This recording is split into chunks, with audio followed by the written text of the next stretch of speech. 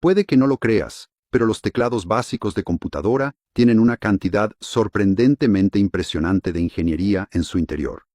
No estamos hablando de una ingeniería increíble, como la de un cohete que puede aterrizar por sí solo, o un avión furtivo que puede evadir el radar.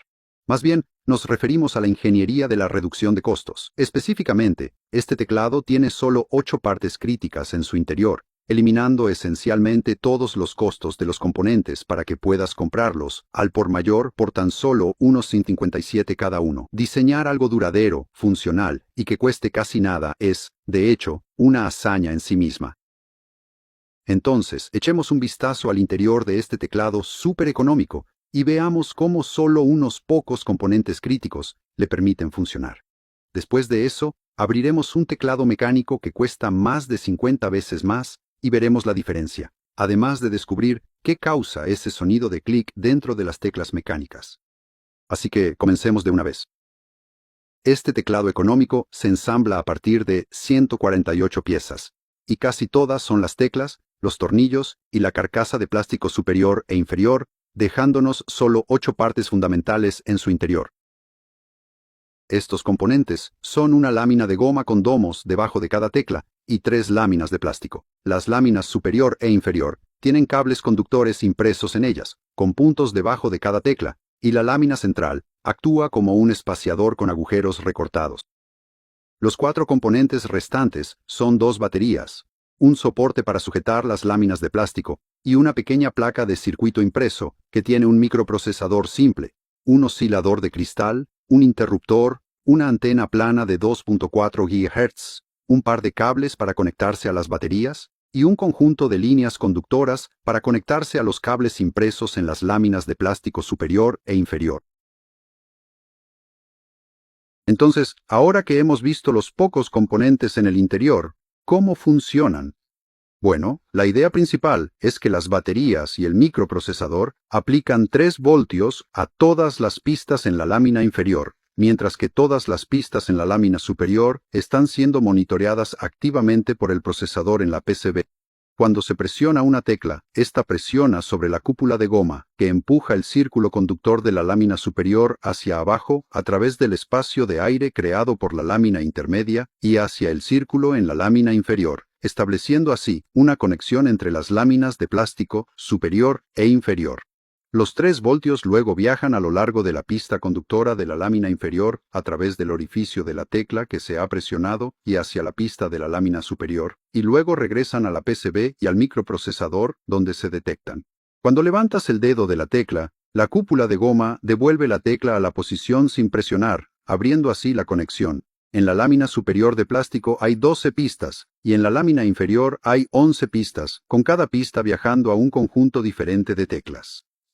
Es difícil de ver visualmente aquí, así que reorganicemos estas pistas en una cuadrícula, también llamada matriz de teclado, con las pistas inferiores formando las columnas y las pistas superiores formando las filas. Al igual que antes, el microprocesador envía 3 voltios a lo largo de cada columna, mientras monitorea activamente las entradas a lo largo de cada fila. Con esta reorganización, puedes ver más fácilmente que al presionar la tecla I, se envían 3 voltios a lo largo de la cuarta columna y regresan a lo largo de la segunda fila, y así el procesador puede detectar que se presionó la tecla I.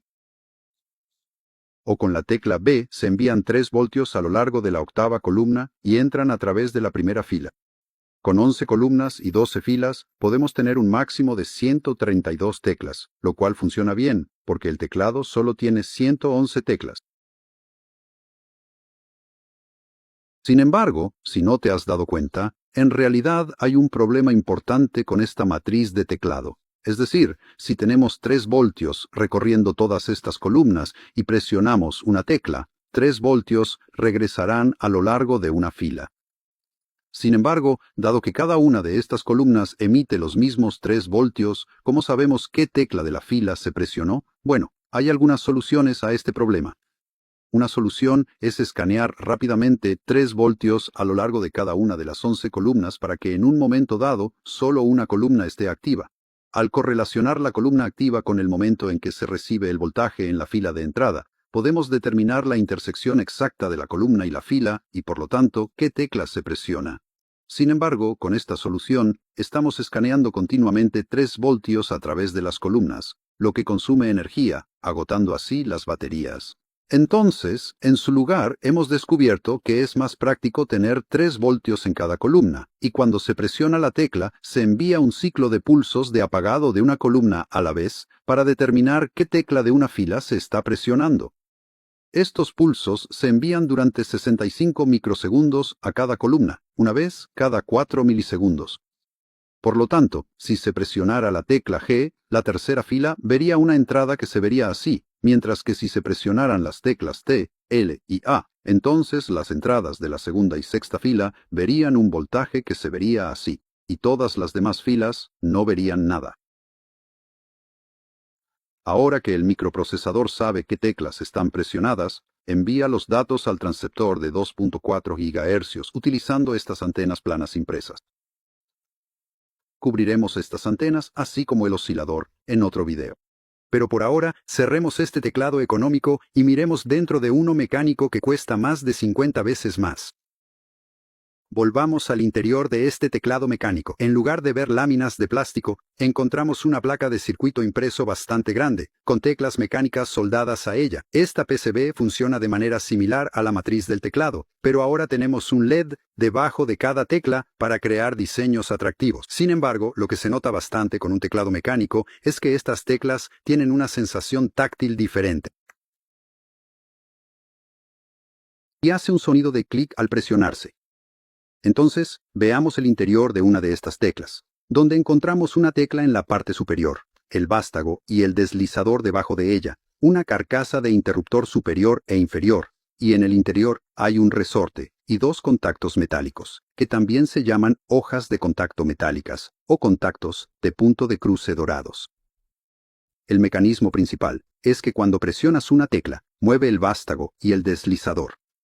El deslizador tiene una forma única que empuja a uno de los contactos lejos del otro, y cuando se presiona hacia abajo, el deslizador se aparta, permitiendo que uno de los contactos metálicos salte hacia afuera y golpee al otro, creando así una conexión entre las 2 piezas de metal, y causando un sonido de clic cuando se golpean. Al soltar la tecla, el resorte empuja el deslizador, el vástago y la tecla hacia arriba, y el deslizador vuelve a enganchar el contacto metálico, separando así los 2 contactos metálicos y abriendo la conexión entre ellos. El vástago y el deslizador son componentes separados, de modo que si accidentalmente rozas una tecla, la tecla y el vástago pueden desplazarse una pequeña distancia hacia abajo antes de que se active el deslizador. Sin embargo, una vez que el deslizador se presiona una fracción de milímetro hacia abajo, el contacto metálico obliga rápidamente al deslizador a salirse del camino, permitiendo que los contactos metálicos se enganchen. Al tener un mecanismo de este tipo, cada tecla tiene una sensación más táctil al presionarla, diferente a cuando la tecla golpea la cúpula de goma. Dicho esto, tener una PCB grande como esta, así como un mecanismo intrincado dentro de cada tecla, hace que el teclado sea significativamente más caro, pero dependiendo de tus preferencias, puede valer la pena. Por último, están los teclados de portátiles, que tienen un mecanismo de interruptor de tijera, junto con cúpulas de goma para permitir que tengan un perfil más bajo. Pero por ahora, terminemos con este tema. Este tema es relativamente simple, pero creemos que destaca adecuadamente la diferencia de costo e ingeniería entre 2 elementos similares.